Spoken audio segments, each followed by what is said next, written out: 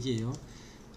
여기에 색상도 보이고 면적도 보이고 하는데 보여주려고 치거나 아니면은 같은 영역이지만 실명이 들어가면 훨씬 더 많은 해석이 가능하다고요. 실명만 들어가더라도 훨씬 자세한 상관관계를 분석할 수 있게 되잖아요. 그래서 이 매스가 가지고 있는 문자 값으로 가지고 있는 이 실이름을 여기다가 글자로 보여주는 태그라고 하는 패밀리를 만들어서 배치를 해보려고요. 태그 패밀리는 얘가 가지고 있는 정보를 읽어와서 글자나 문자나 기호 같은 거로 보여주는 게 뭐 숫자 또는 기호 이런 거로 보여주는 게 태그입니다. 그래서 이쪽에 오셔서 매스가 가지고 있는 정보 중에 이 값을 읽어서 문자로 보여줘 라고 하는 태그를 배치하시면 돼요. 그래서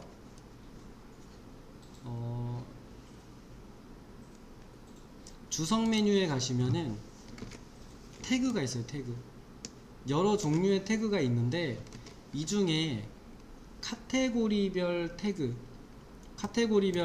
눌러서 요 매스를 한번 눌러 볼게요. 클릭하고 누르면 매스의 정보를 읽어와서 보여주는 태그는 현재 불러와져 있지 않습니다 라고 떠요. 그럼 불러오시면 되잖아요. 예스를 눌러서 불러오겠습니다. 태그는 주석 요소입니다. 주석 요소. 그러면 여기서 카테고리를 주석을 찾아 들어가시고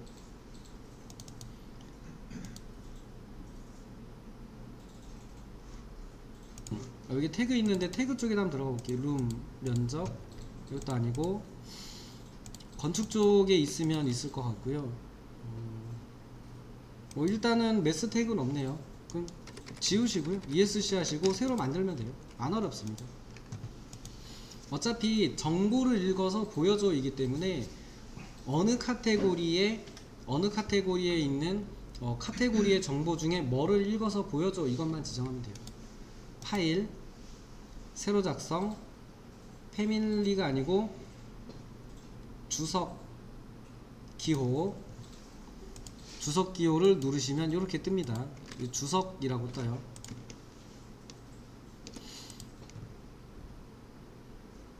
이 중에서 일반 태그 누를게요. 매스에 대한 태그는 따로 없으니까 일반 태그를 눌러서 매스의 정보를 읽어오는 태그로 만들어주면 돼요.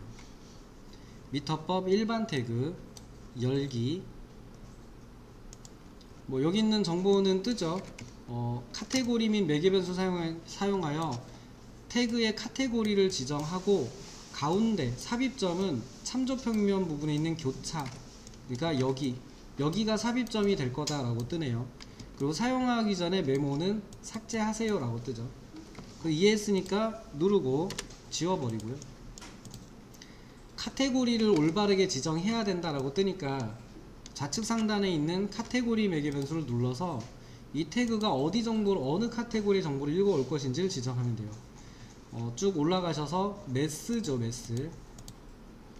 매스에 있는 정보를 읽어오는 태그라고 지정해주면 매스에 있는 정보를 읽어올 겁니다. 매스로 지정을 해주고 확인.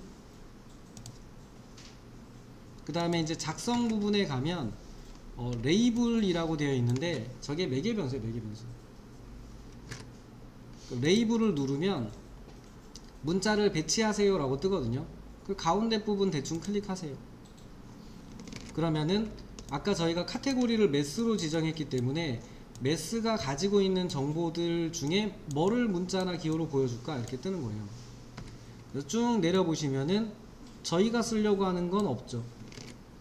저희가 쓰려고 하는 건 없어요. 왜냐하면 저희가 만든 거잖아요. 그러니까 기본적으로 오토데스크가 매스에다가 넣어놓은 정보가 아니고 저희가 추가로 넣은 정보니까 여기 없어요. 그러면 새로 만들어주면 되죠. 눌러서 공유 매개 변수로 추가를 하게 돼 있죠. 선택하시고 실 이름이죠. 실 이름을 눌러서 여기 이제 뜨죠. 이렇게 이거는 문자로 만들어진 거고 매개 변수 이름은 요거다 라고 뜨죠. 확인. 오른쪽으로 추가.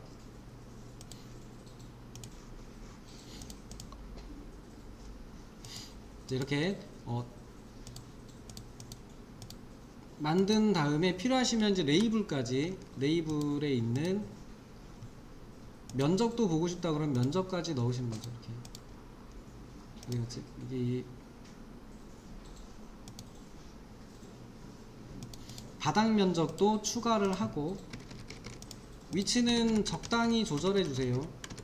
키보드 화살표로 적당히 조절하시면 되고요.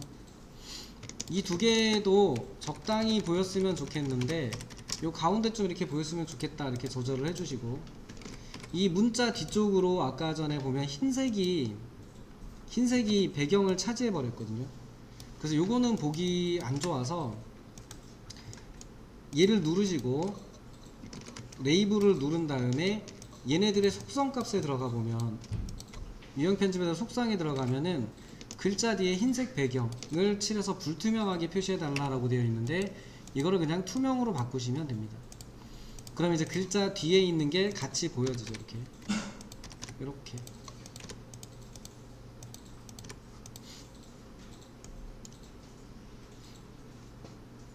이게 진짜 어려운 부분이 아니에요. 그래서 정보로 연결되어 있다는 것만 알면 생각보다 만들 때도 쓸 수 있고, 만든 결과를 보면서 작업할 수도 있고, 만들어진 결과물의 데이터를 내보내거나 하는 문서를 만들 때도 쓸 수 있고, 이렇기 때문에 이게 그 다른 류로 작업하는 거에 비하면 상당히 이득이 많이 되는 부분이 있습니다. 그래서 이렇게 설정을 하시고 프로젝트에 로드 후 닫기 하셔서 대체를 시키면 면적까지 같이 뜨겠죠. 그런데 면적을 보고 싶을 땐 보고 안 보고 싶을 땐 안 보고 싶다 그러면 이런 것도 가능하겠죠. 매개 변수 중에 바닥 면적을 본다 안 본다를 지정하시면 되죠. 이게 뭐 보이는 경우를 매개 변수로 만들어 버리면,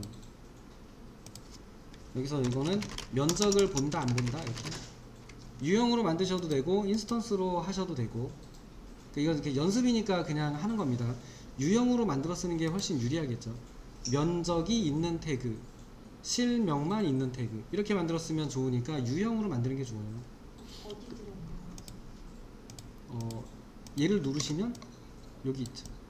패밀리 편집에서 저도 유형으로 만들었습니다. 유형으로. 그래서 프로젝트의 로드 닫기에서 저장을 하고 바꾼 다음에 이렇게 써서 덮어 씌우기 해서 이 태그를 하나가 아니라 유형을 복제하시면 되겠죠. 이렇게 해서 뭐 첫 번째는 매스 태그에서 이거는 면적이 있는, 그래서 면적을 보겠다 이렇게 해주시고, 하나는 면적이 없는 이렇게 만드셔서 이거 면적 안 보겠음 이렇게 해놓으면은 되겠죠.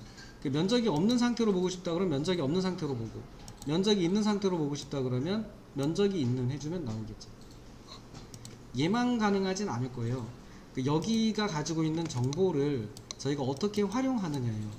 그거를 시각적으로 보여줄 수도 있고, 문자나 글자나 기호 같은 그 다른 주석 정보로 보여줄 수도 있고, 또는 뭐 데이터로 되어 있는 차트로 보여줄 수도 있고, 그러니까 응용이 되게 다양하게 될 수 있고, 조금만 신경 써서 만들어 두시면은 이 다이어그램류, 블럭 다이어그램류를 조금 더 예쁘게 할 수 있는 방법도 많이 있습니다. 물론 좀 시간을 쓰셔야 됩니다. 그래서 이거는 오늘은 이제 간단하게 이렇게 정보를 써서 해봤지만 진짜 활용도가 굉장히 높아요. 그래서 시간 되시면은 오늘 한 부분들을 잘 쓰시고요. 뭐 어쨌든 다른 거에 비해서 시간은 좀 더 걸렸죠, 얘가. 근데 뭐 여러 가지 분석도 할 수 있고, 분석 결과를 보여줄 수도 있고, 다이어그램의 문서도 나올 수 있고, 심지어 이거는 지금 3D로 만들어졌기 때문에 나중에 3D를 활용해서 뭔가 태그로 또 만들고 보여주는 문서를 만들고 할 수 있기 때문에 시각적 문서도 좀 다양하게 만들 수 있어요. 근데 그렇지 않다 그러면 나중에 3D 만들고 2D 따로 만들고 포토샵 또 하시고 이렇게 하잖아요. 물론 포토샵을 한 것만큼 품질이 높진 않습니다만 최소한의 시간을 들여서 이런 류의 문서를 저희가 만들 수 있다는 것 자체가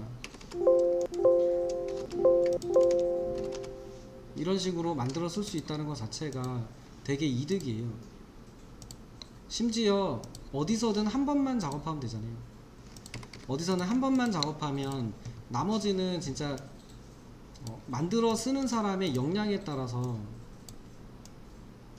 이걸 만들고 제어할 수 있는 그 역량에 따라서 되게 다양한 뭔가를 빠르고 손쉽고 동시에 만들 수 있게 돼요.